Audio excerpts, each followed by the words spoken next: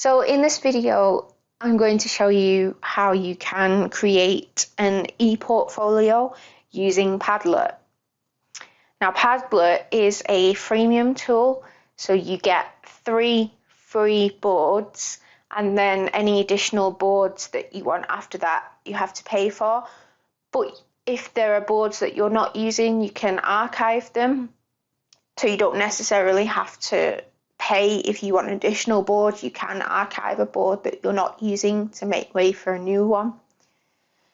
So once you created an account on Padlet, that is padlet.com, if you logged in, you click make a Padlet, and then you can see these different layout options. So I'll just go through each layout option and give you an example of why you might want to use them.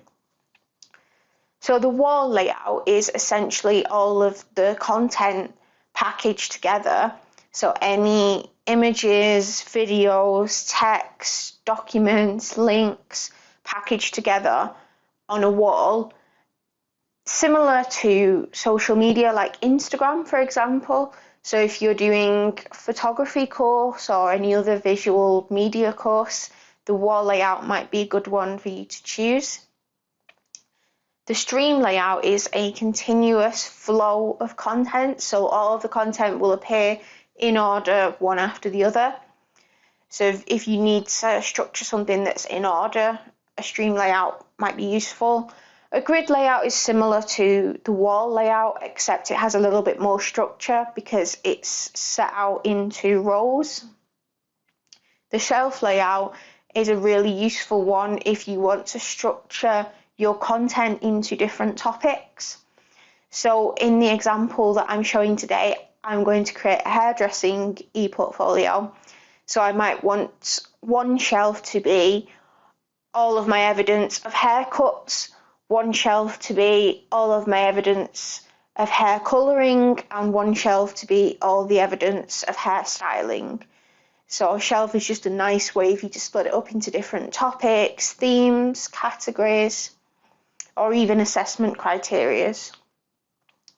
The map layout essentially allows you to map content against a world map, if that's something that you think might help your ePortfolio. The canvas layout is like a mind map. So if you have lots of content that links to another piece of content, or lots of evidence that links to another piece of evidence, perhaps you've made a video and there's a Word document that relates to the video, or there's a PowerPoint that relates to the video, then a canvas map might be quite useful for you to use. But in the example today, I'm going to show a timeline ePortfolio, which is particularly useful in reflective learning and reflective ePortfolio. So if, for example, you're keeping a journal or a diary, or you're making notes of everything you're doing every day or every week, then a timeline might be a really great way of showing that in your ePortfolio.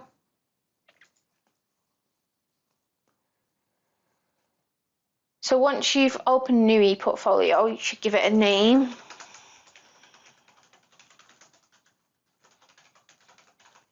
And then a description. You might want to include your name, and maybe an introduction to the ePortfolio and the content that's on there. You can add an icon. So as this is a hairdressing ePortfolio, I'm going to add this icon. And then you can also customize the URL.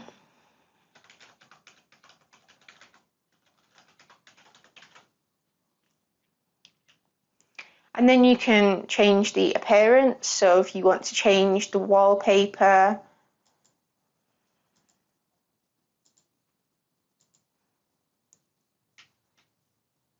you can also change the color scheme and the font. You can also change the posting settings. So the first one, attribution, is whether you want your name to be on the posts. Now, if this is just your ePortfolio, it's probably not relevant to tick that. But if you are working with lots of other students or people on your course, then you might want to have attribution ticked, because then you'll be able to see what posts are from specific people. Comments. So if you have comments ticked, then people are allowed to comment on your posts. This might be a really useful way of getting feedback from one of your tutors. If you want to allow comments to be ticked, then your tutor can comment on some of your posts and give feedback. Reactions. So do you want people to like your post, vote it, star or grade it, or no reaction?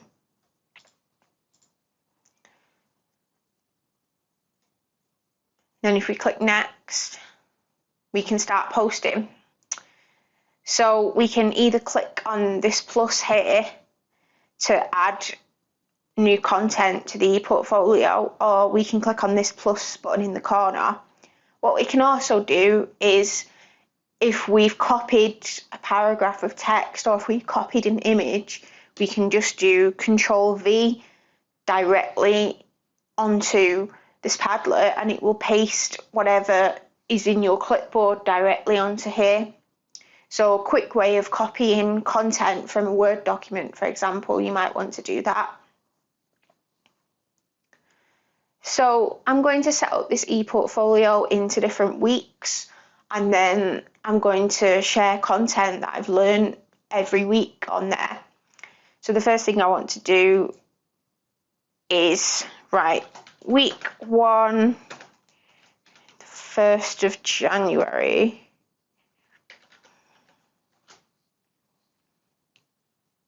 And then you could say, week 1, I learnt about haircuts.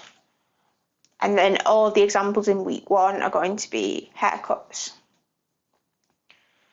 You can also change the colour as well if you want to make it stand out a bit more.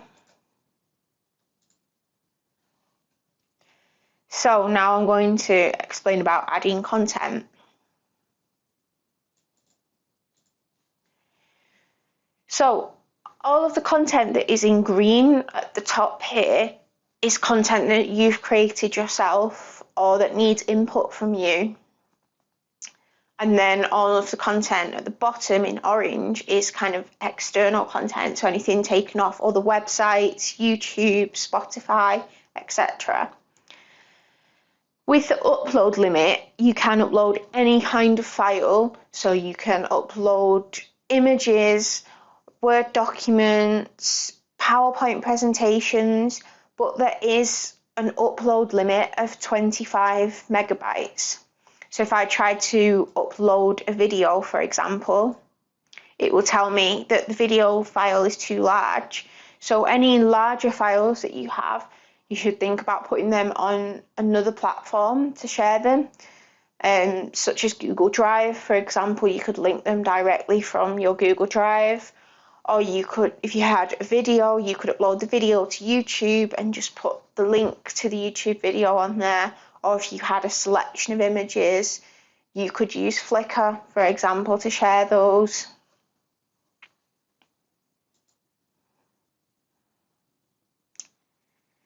So I will just give an example of uploading a YouTube video.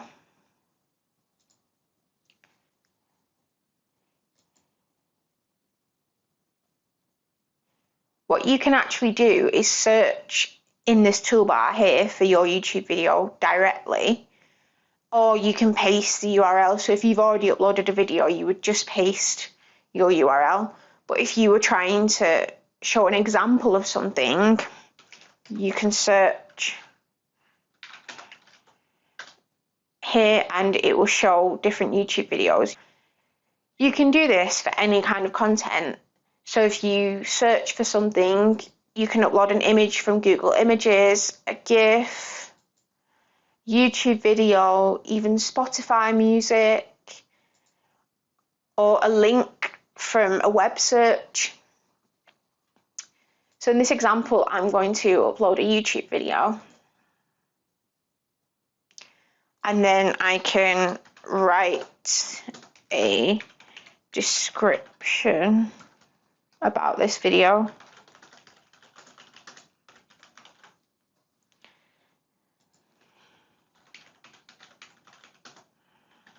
and then give it a title as well. You can categorize it into different colors. So maybe you want all of the videos to be blue, just as an example, or maybe you want specific topics and themes to all be color categorized. It's up to you how you want to use the color categories. So the next thing that I want to upload now is a Word document. So I'm going to click the upload button file, and I'm going to upload the conditioning procedure.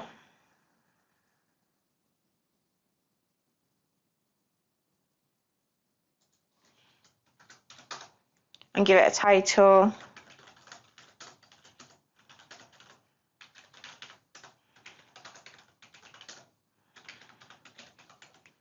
And a description.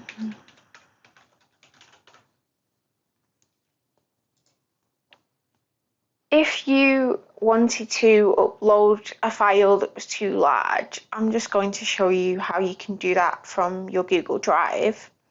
So, for example, I have this presentation that might contain a lot of images and make the file very large. What I first have to do is make sure that this file is available to anyone with the link. So if you click on the share button and just make sure that it's available to anyone with the link, sometimes it's restricted, and then click done. And then click share again. You can copy the link. You can actually just paste it by doing Control V, and it should add it to the Padlet. So you can see it's uploading it here. So there you go, it's added to the Padlet. Give it a title.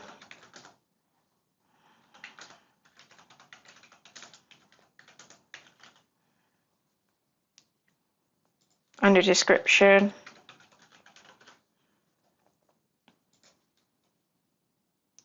So when a person clicks on this, it will open up the presentation that you've shared directly into Padlet, but they can also open it in a new window if they want to.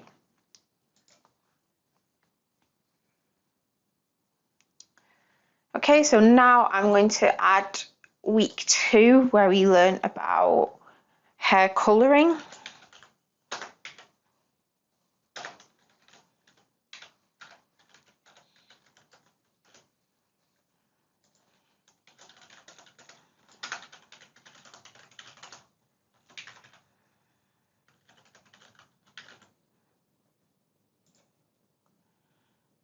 Then again, you can change the colour of it.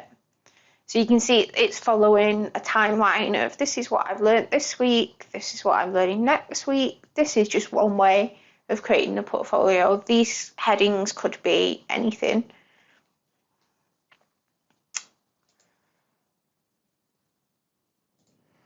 So this week I want to link to the colour theory for hair professionals, so I can copy this link and paste it.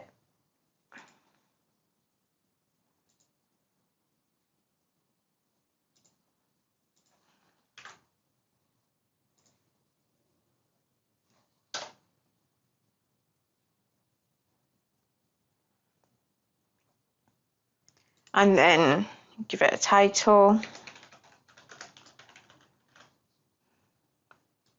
and a description. So when they click on this, they will be directed to this web page. What you can also do, which I've not demonstrated yet, is record things directly from your laptop or your mobile phone, because Padlet also has a mobile app.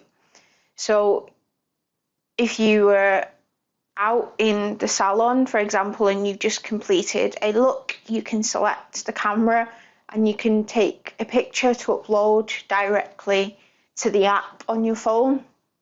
or again, you can do a video. You can also record audio messages if you want to make a comment about that. So you can see that it's starting my microphone if you click allow, and then you can see that the recordings can be up to 15 minutes long, and you can pause and resume it as many times as you like. So I'm going to add a quick recording of my voice now.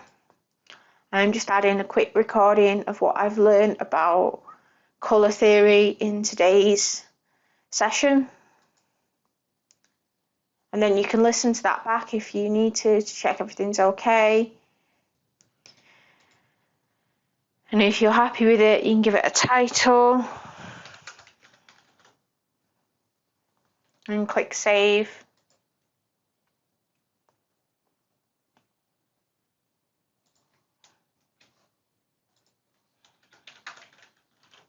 And give it a description. What you might want to do in the description is to add a transcription. So if you want to write up what you've said in the audio recording, just to make sure, in case the person who's listening can't hear it very well, you can add a transcription in the description. So that is another example. So like I've said, you can also take a picture or a video. You can also add a drawing.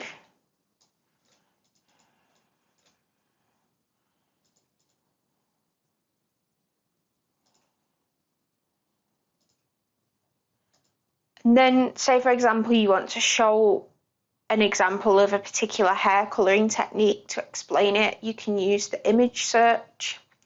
So say you want to show an example of a balayage.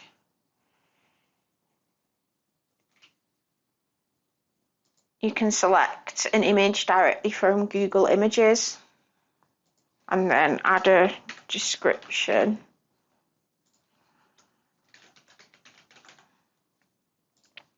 So if you just want an image that explains something that you're talking about, or perhaps you have a diagram that you want to include, you can use the image search for that as well.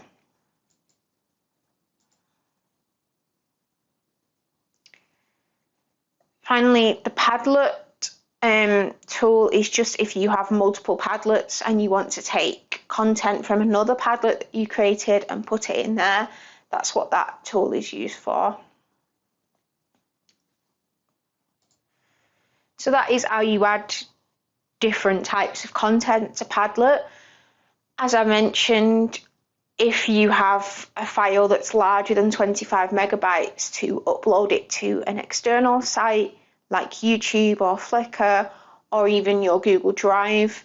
But if you do upload to your Google Drive, to make sure that anyone with the link can view the document so that it's not restricted. So when you're happy with your portfolio and you want to share it, in the top right corner, if you click share, there's multiple ways of doing this. If you click change privacy, you can see the different options. So you can keep it fully private so that this is only for you. No one else will be able to access it at all. You can add a password, so if you want to share it but have a secret password for it. You can keep it members only, so it's open but only to people who also have a Padlet account. And then you click secret. This is the one that I would use, so that it's not available if you publicly search it, but if someone has a link to your Padlet, they can access it. So if you want to give a link to your tutor, your peers, your assessor, then that is the one that I would choose, secret.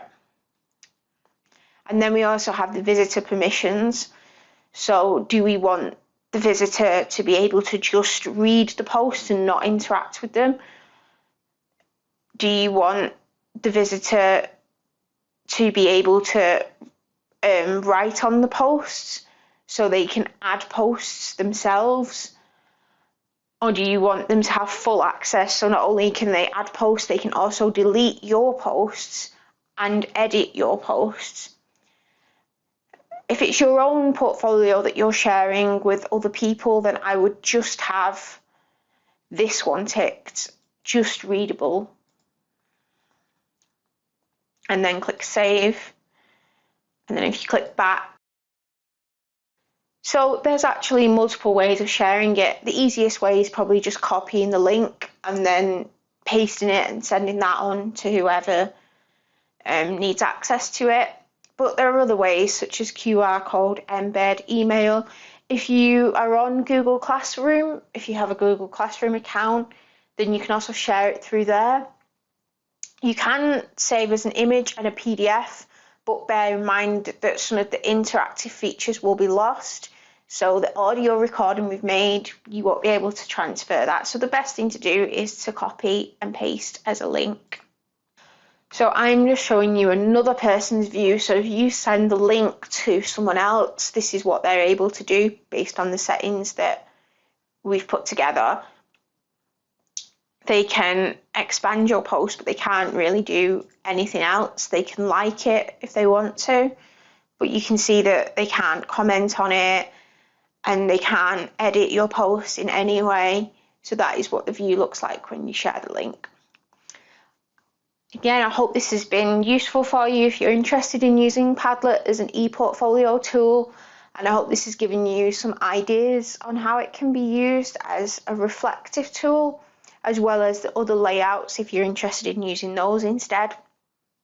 As I mentioned, be aware you only have 3 free boards available. There is a 25 megabyte upload limit. And if you are sharing from external sources, make sure that that is a publicly available source, especially if you're using Google Drive. I hope you've enjoyed this video and I hope you're excited to start your Padlet journey.